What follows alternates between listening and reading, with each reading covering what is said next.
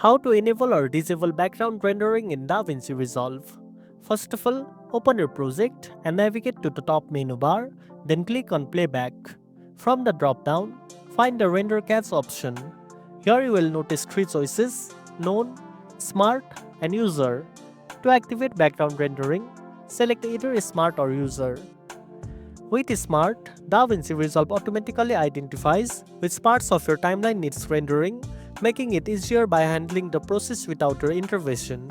If you want to control which parts get rendered, pick User. This option requires you to manually choose clips or timeline sections for caching. Just right-click on a clip in your timeline and pick either Render Cache Color Output or Render Cache Fusion Output, depending on the effects applied. If you want to disable background rendering, simply switch back to Known in the Render Cache menu. This stops any automatic rendering, so your system won't process clips behind the scenes.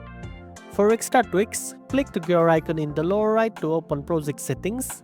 Under Master Settings, look for the section labeled Optimized Media and Render Cache.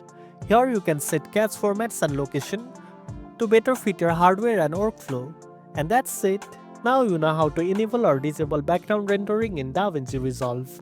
If you found this video helpful, don't forget to like, share, and subscribe for more tech tips. Thanks for watching, and I'll see you in the next one.